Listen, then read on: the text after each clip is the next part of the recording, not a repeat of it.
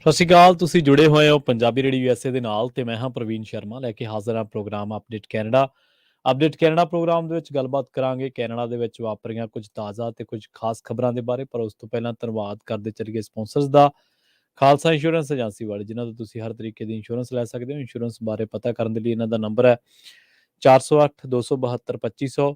ਟਰਕੀਨਾ immigration ਲਾ firm ਵਾਲੇ ਜੇ ਟਰਕੀਨਾ ਅਟਾਰਨੀ ਟਰਕੀਨਾ ਦੇ ਨਾਲ ਤੁਸੀਂ ਯੂਐਸ ਇਮੀਗ੍ਰੇਸ਼ਨ ਬਾਬਤ ਕੋਈ ਵੀ ਸਵਾਲ ਜਾਂ ਕੋਈ ਉਹਨਾਂ ਦੇ ਨਾਲ ਸਲਾਹ ਕਰਨਾ ਚਾਹੁੰਦੇ ਹੋ ਤਾਂ ਉਹਨਾਂ ਦਾ ਨੰਬਰ ਹੈ 4159900503 ਤੇ ਬਿਸਲਾ ਫੈਮਿਲੀ ਫਰੈਜ਼ਨੋ ਤੋਂ। ਇਹਨਾਂ ਸਾਰੇ ਹੀ ਸਪਾਂਸਰਸ ਦਾ ਬਹੁਤ-ਬਹੁਤ ਧੰਨਵਾਦ। ਤੇ ਜੇਕਰ ਤੁਸੀਂ ਵੀ ਇਹਨਾਂ ਪ੍ਰੋਗਰਾਮਾਂ ਨੂੰ ਸਪਾਂਸਰ ਕਰਨਾ ਚਾਹੁੰਦੇ ਹੋ ਤਾਂ ਸਟੂਡੀਓ ਦਾ ਨੰਬਰ ਹੈ 408272 5200। ਕੈਨੇਡਾ ਦੀਆਂ ਖਬਰਾਂ ਦੀ ਸ਼ੁਰੂਆਤ ਕਰਦੇ ਹਾਂ ਹੈਮਿਲਟਨ ਤੋਂ, ਜਿੱਥੇ ਪ੍ਰਧਾਨ ਮੰਤਰੀ ਜਸਟਿਨ ਟਰੂਡੋ ਨੂੰ ਕੁਝ ਲੋਕਾਂ ਦੀ ਸਮੂਹ ਦਾ ਕੁਝ ਲੋਕਾਂ ਦੇ ਇਕੱਠ ਦਾ ਪ੍ਰੋਟੈਸਟ ਦਾ ਸਾਹਮਣਾ ਕਰਨਾ ਪਿਆ। ਜਸਟਿਨ ਟਰੂਡੋ ਤੇ ਇਹਨਾਂ ਲੋਕਾਂ ਨੇ ਦੋਸ਼ ਲਾਇਆ ਕਿ ਜਸਟਿਨ ਟਰੂਡੋ ਦੀ ਅਗਵਾਈ ਦੇ ਹੇਠ ਮੁਲਕ ਦੇ ਬੁਰੇ ਹਾਲ ਹੋਏ ਪਏ ਨੇ ਤੇ ਇਹਨਾਂ ਪ੍ਰਦਰਸ਼ਨਕਾਰੀਆਂ ਨੇ ਹੈਮਿਲਟਨ ਦੇ ਵਿੱਚ ਉਸ ਜਗ੍ਹਾ ਦੇ ਉੱਤੇ ਰੋਸ ਮੁਜ਼ਾਹਰੇ ਕੀਤੇ ਜਿੱਥੇ ਪ੍ਰਧਾਨ ਮੰਤਰੀ ਜਸਟਿਨ ਟਰੂਡੋ ਤੇ ਉਹਨਾਂ ਦੇ ਕੁਝ ਸਾਥੀ ਅਗਲੇ ਹਫ਼ਤੇ ਸ਼ੁਰੂ ਹੋਣ ਵਾਲੀ ਇੱਕ ਨਵੀਂ ਸੰਸਦੀ ਬੈਠਕ ਦੇ ਲਈ ਅੱਗੇ ਦੀਆਂ ਸਕੀਮਾਂ ਬਣਾਉਣ ਦੇ ਲਈ ਹੈਮਿਲਟਨ ਦੇ ਵਿੱਚ ਇਕੱਠੇ ਹੋਏ ਸਨ। ਪਤਾ ਲੱਗਾ ਕਿ ਇਹਨਾਂ ਦੇ ਵਿੱਚ 20 ਤੋਂ ਲੈ ਕੇ 30 ਮੁਜ਼ਾਹਰਾਕਾਰੀ ਸਨ। ਬੇਸ਼ੱਕ ਇੱਕ ਗਰੁੱਪ ਛੋਟਾ ਸੀ, ਪਰ ਫਿਰ ਵੀ ਇਹਨਾਂ ਨੇ ਟਰੂਡੋ ਤੇ ਹੋਟਲ ਅਤੇ ਰਿਟਰੀਟ ਵਾਲੀ ਥਾਂ ਦੇ ਬਾਹਰ ਮੁਜ਼ਾਹਰੇ ਕੀਤੇ ਨੇ। ਤੇ ਇਸ ਤੋਂ ਇਲਾਵਾ ਇਹਨਾਂ ਨੇ ਇਹ ਵੀ ਗੱਲ ਕਹੀ ਹੈ ਕਿ ਸਰਕਾਰ ਲੋਕਾਂ ਦੇ ਉੱਤੇ ਧਿਆਨ ਨਹੀਂ ਦੇ ਰਹੀ। ਉਧਰ ਦੂਜੇ ਇਹਨਾਂ ਨੇ ਮੁਜ਼ਾਹਰਾਕਾਰੀਆਂ ਨੇ ਜਸਟਿਨ ਟਰੂਡੋ ਦੇ ਖਿਲਾਫ ਇਤਰਾਜ਼ਯੋਗ ਸ਼ਬਦਾਵਲੀ ਵੀ ਵਰਤੀ। ਸੋ ਦੂਜੇ ਪਾਸੇ ਟਰੂਡੋ ਨੇ ਕਿਹਾ ਕਿ ਬੇਸ਼ੱਕ ਮੁਜ਼ਾਹਰੇ ਕਰਨਾ ਸਭ ਦਾ ਹੱਕ ਹੈ, ਪਰ ਇਸ ਸਮੇਂ ਸਭ ਨੂੰ ਸਰਕਾਰ ਦਾ ਸਾਥ ਦੇਣਾ ਚਾਹੀਦਾ ਹੈ। ਉਹਨਾਂ ਨੇ ਕਿਹਾ ਕਿ ਕੈਨੇਡੀਅਨਸ ਅਤੇ ਸਰਕਾਰ ਦਾ ਇਸ ਵੇਲੇ ਔਖਾ ਵਕਤ ਚੱਲ ਰਿਹਾ ਤੇ ਸਾਰਿਆਂ ਨੂੰ ਸਾਨੂੰ ਇਕੱਠੇ ਹੋ ਕੇ ਰੋਸ ਮੁਜ਼ਾਹਰੇ ਕਰਨ ਦੀ ਥਾਂ ਤੇ ਸਰਕਾਰ ਦੇ ਨਾਲ ਮੋਢਾ ਜੋੜ ਕੇ ਸਰਕਾਰ ਦਾ ਸਾਥ ਦੇਣਾ ਚਾਹੀਦਾ ਹੈ। ਕੈਨੇਡਾ ਦੇ ਵਿੱਚ ਲੋਕ ਪਹਿਲਾਂ ਹੀ ਮਹਿੰਗਾਈ ਦੀ ਮਾਰ ਦੇ ਨਾਲ ਦੋ ਚਾਰ ਹੋ ਰਹੇ ਨੇ। ਮਹਿੰਗਾਈ ਨੇ ਸਭ ਦੀਆਂ ਦਿੱਕਤਾਂ ਵਧਾਈਆਂ ਹੋਈਆਂ ਨੇ, ਪਰ ਹੁਣ ਨਾਲ ਹੀ ਬੈਂਕ ਆਫ ਕੈਨੇਡਾ ਨੇ ਆਪਣੀਆਂ ਵਿਆਜ ਦਰਾਂ ਦੇ ਵਿੱਚ ਵਾਧਾ ਕਰਨ ਦਾ ਐਲਾਨ ਕਰ ਦਿੱਤਾ ਹੈ। ਇਸ ਦੇ ਨਾਲ ਹੀ ਵਿਆਜ ਦਰਾਂ 4.5% ਤੱਕ ਪਹੁੰਚ ਜਾਣਗੀਆਂ ਅਤੇ 2007 ਤੋਂ ਬਾਅਦ ਇਹ ਹੁਣ ਤੱਕ ਦੀਆਂ ਸਭ ਤੋਂ ਵੱਧ ਵਿਆਜ ਦਰਾਂ ਹੋਣਗੀਆਂ। 2007 ਤੋਂ ਬਾਅਦ ਜੇਕਰ ਗੱਲ ਕਰੀਏ ਤਾਂ ਪਿਛਲੇ 15 ਸਾਲਾਂ ਦੇ ਵਿੱਚ ਇਹ ਸਭ ਤੋਂ ਵੱਧ ਵਿਆਜ ਦਰਾਂ ਨੇ। ਸਾਰੇ ਹੱਦਾਂ ਬਨੇ ਟੱਪ ਚੁੱਕੀ ਮਹਿੰਗਾਈ ਨੂੰ ਠੱਲ ਪਾਉਣ ਦੇ ਲਈ ਬੈਂਕ ਆਫ ਕੈਨੇਡਾ ਵੱਲੋਂ ਮਾਰਚ ਤੋਂ ਲੈ ਕੇ ਹੁਣ ਤੱਕ 7 ਵਾਰੀ ਵਿਆਜ ਦਰਾਂ ਦੇ ਵਿੱਚ ਵਾਧਾ ਕੀਤਾ ਜਾ ਚੁੱਕਿਆ ਹੈ। ਅਰਥ ਸ਼ਾਸਤਰੀਆਂ ਨੇ ਵੀ ਇਸ ਵਾਧੇ ਉੱਤੇ ਆਪਣੀਆਂ ਟਿੱਪਣੀਆਂ ਦੇਣੀਆਂ ਸ਼ੁਰੂ ਕੀਤੀਆਂ ਨੇ। ਅਰਥ ਸ਼ਾਸਤਰੀਆਂ ਦਾ ਮੰਨਣਾ ਹੈ ਕਿ ਕੀਤੇ ਜਾਣ ਵਾਲੇ ਵਾਧੇ ਤੋਂ ਬਾਅਦ ਬੈਂਕ ਵੱਲੋਂ ਹੋ ਸਕਦਾ ਹੈ ਵਿਆਜ ਦਰਾਂ ਹੋਰ ਨਹੀਂ ਵਧਾਈਆਂ ਜਾਣਗੀਆਂ, ਪਰ ਇਹਨਾਂ ਵਿਆਜ ਦਰਾਂ ਦੇ ਵਿੱਚ ਵਾਧੇ ਦੇ ਨਾਲ ਕੈਨੇਡੀਅਨਾਂ ਦਾ ਖਰਚਾ ਤੇ ਉਹਨਾਂ ਦੇ ਜਿਹੜੇ ਦੇਣਦਾਰੀਆਂ ਨੇ ਉਹਨਾਂ ਉੱਤੇ ਅਸਰ ਪਊਗਾ। ਪਰ ਕਿੰਨਾ ਕੁ ਪਊਗਾ ਇਹ ਵੀ ਸਮੇਂ ਦੇ ਨਾਲ ਹੀ ਪਤਾ ਲੱਗੂਗਾ। ਪਰ ਹਾਂ, ਇੰਨਾ ਜ਼ਰੂਰ ਹੈ ਕਿ ਜਦੋਂ ਦੇਣਦਾਰੀਆਂ ਵਧਣਗੀਆਂ ਤਾਂ ਲੋਕਾਂ ਦੇ ਮੈਂਟਲ ਸਟ੍ਰੈਸ ਉੱਤੇ ਵੀ ਇਹਦਾ ਅਸਰ ਦੇਖਣ ਨੂੰ ਮਿਲੂਗਾ। ਪਰ ਨਾਲ ਹੀ ਬੈਂਕ ਆਫ ਕੈਨੇਡਾ ਨੂੰ ਇਹ ਉਮੀਦ ਵੀ ਹੈ ਕਿ ਆਉਣ ਵਾਲੇ ਮਹੀਨਿਆਂ ਦੇ ਵਿੱਚ ਅਰਥਚਾਰਾ ਲੀਹ ਉੱਤੇ ਆਊਗਾ ਤੇ ਹਾਲਾਤ ਵੀ ਕਾਬੂ ਦੇ ਵਿੱਚ ਆ ਜਾਣਗੇ। ਸੈਂਟਰਲ ਬੈਂਕ ਵੱਲੋਂ ਆਪਣੀ ਛਿਮਾਹੀ ਜਿਹੜੀ ਮੋਨਿਟਰੀ ਰਿਪੋਰਟ ਜਿਹੜੀ ਪਬਲਿਸ਼ ਕੀਤੀ ਜਾਣੀ ਹੈ ਤੇ ਇਸ ਦੇ ਵਿੱਚ ਵੀ ਆਰਥਿਕ ਵਿਕਾਸ ਦੇ ਨਾਲ ਮਹਿੰਗਾਈ ਦੇ ਬਾਰੇ ਜਿਹੜੇ ਅੰਕੜੇ ਆਉਣਗੇ ਉਹਨਾਂ ਉੱਤੇ ਨਜ਼ਰ ਰਹੇਗੀ।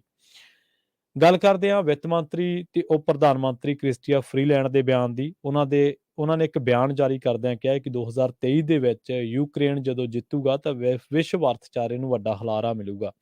ਇਸ ਦੇ ਨਾਲ ਹੀ ਕੈਨੇਡਾ ਨੂੰ ਵੀ ਇਸ ਦਾ ਵੱਡਾ ਲਾਭ ਹੋਊਗਾ। ਉਹਨਾਂ ਨੇ ਰੂਸ ਵਿਰੁੱਧ ਲੜਾਈ ਦੇ ਵਿੱਚ ਯੂਕਰੇਨ ਦੀ ਮਦਦ ਕਰਨ ਦੀ ਮਹੱਤਤਾ ਤੇ ਗੱਲ ਕੀਤੀ, ਪਰ ਫਰੀਲੈਂਡ ਨੇ ਇਹ ਨਹੀਂ ਦੱਸਿਆ ਕਿ ਕੈਨੇਡਾ ਯੂਕਰੇਨ ਨੂੰ ਜਿੱਤ ਪ੍ਰਾਪਤ ਕਰਨ ਦੇ ਲਈ ਲੈਪਰਡ 2 ਟੈਂਕਾਂ ਦੀ ਸਪਲਾਈ ਕਰੇਗਾ ਜਾਂ ਨਹੀਂ ਕਰੇਗਾ। ਵੈਸੇ ਕੈਨੇਡਾ ਸਰਕਾਰ ਦੇ ਕ੍ਰਿਟਿਕ ਜਾਂ ਜਿਹੜੇ ਆਲਮੀ ਪੱਧਰ ਤੇ ਰੂਸ ਯੂਕਰੇਨ ਦੀ ਜੰਗ ਉੱਤੇ ਨਜ਼ਰ ਬਣਾਈ ਰੱਖਦੇ ਨੇ, ਮਾਹਰ ਨੇ ਜਾਂ ਇਹਨਾਂ ਕਰੰਟ ਅਫੇਅਰਸ ਦੇ ਜਿਹੜੇ ਐਕਸਪਰਟਸ ਨੇ, ਉਹਨਾਂ ਦਾ ਮੰਨਣਾ ਇਹ ਹੈ ਕਿ ਸ਼ਾਇਦ ਇਹ ਜੰਗ ਫਿਲਹਾਲ ਖਤਮ ਨਾ ਹੋਵੇ, ਪਰ ਇਸ ਜੰਗ ਦੇ ਨਾਲ ਕੌਮਾਂਤਰੀ ਲੈਣ ਦੇਣ ਤੇ ਪੱਛਮ ਦੀਆਂ ਦੇਣਦਾਰੀਆਂ ਉੱਤੇ ਖਾਸਾ ਅਸਰ ਪਿਆ।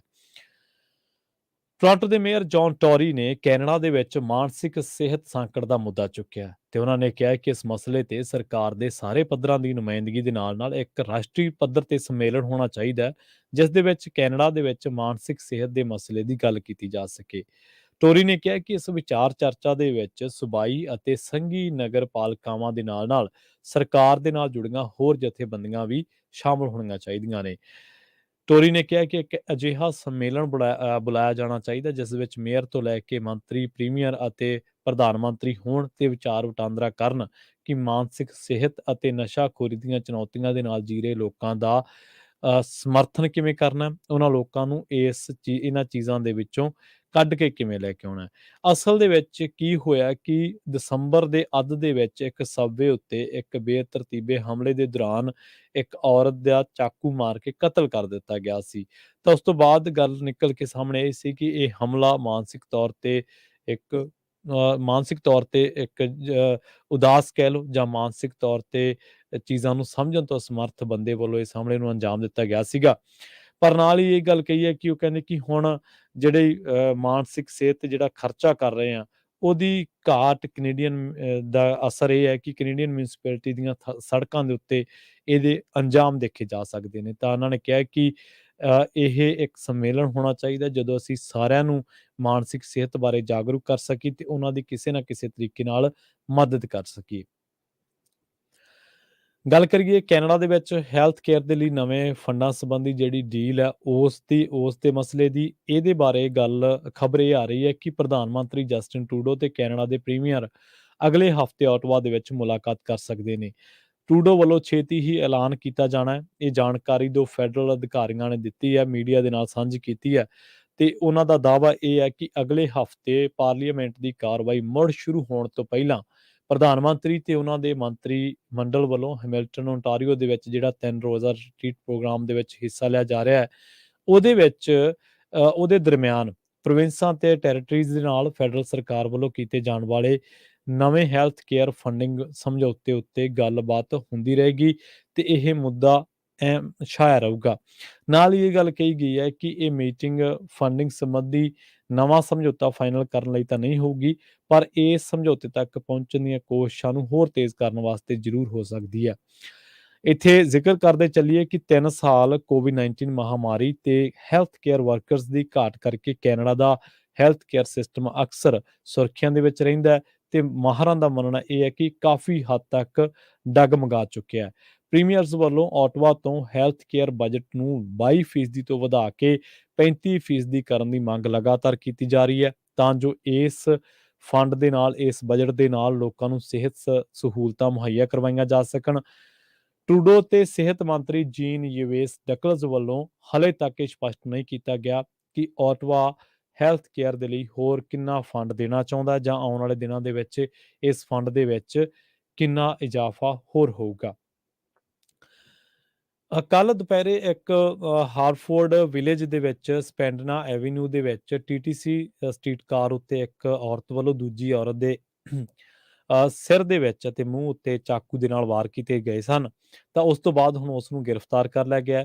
ਪਤਾ ਲੱਗਿਆ ਕਿ ਬਲੂਅਰ ਸਟਰੀਟ ਨੇੜੇ ਸਪੈਡਨਾ ਤੇ ਸਸੈਕਸ ਐਵੀਨਿਊਜ਼ ਏਰੀਆ ਦੇ ਵਿੱਚ ਇੱਕ ਔਰਤ ਜ਼ਖਮੀ ਹਾਲਤ ਦੇ ਵਿੱਚ ਮਿਲੀ ਸੀ ਤੇ ਇਹਦੀ ਉਮਰ 20 ਸਾਲ ਦੱਸੀ ਗਈ ਸੀ। ਉਸ ਉੱਤੇ ਚਾਕੂ ਦੇ ਨਾਲ ਕਈ ਵਾਰ ਕੀਤੇ ਗਏ ਸਨ ਅਤੇ ਉਹ ਬੁਰੀ ਤਰ੍ਹਾਂ ਦੇ ਨਾਲ ਜ਼ਖਮੀ ਸੀ। ਪੈਰਾਮੈਡਿਕਸ ਵੱਲੋਂ ਇਸ ਔਰਤ ਨੂੰ ਗੰਭੀਰ ਹਾਲਤ ਦੇ ਵਿੱਚ ਹਸਪਤਾਲ ਲਿਜਾਇਆ ਗਿਆ ਜਿੱਥੇ ਉਸ ਦੀ ਹਾਲਤ ਸਥਿਰ ਦੱਸੀ ਜਾ ਰਹੀ ਹੈ।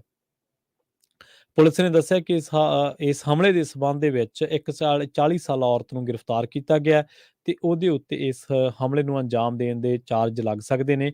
ਮੌਕੇ ਤੋਂ ਪੁਲਿਸ ਨੂੰ ਇੱਕ ਚਾਕੂ ਵੀ ਮਿਲਿਆ। ਇਹ ਸਪਸ਼ਟ ਨਹੀਂ ਹੋ ਸਕਿਆ ਕਿ ਜਿਹੜੀ ਔਰਤ ਨੇ ਇਸ ਔਰਤ ਤੇ ਹਮਲਾ ਕੀਤਾ ਹੈ, ਨੌਜਵਾਨ ਔਰਤ ਤੇ ਹਮਲਾ ਕੀਤਾ, ਉਹ ਇੱਕ ਦੂਜੇ ਨੂੰ ਜਾਣਦੀਆਂ ਵੀ ਸੀ ਜਾਂ ਨਹੀਂ।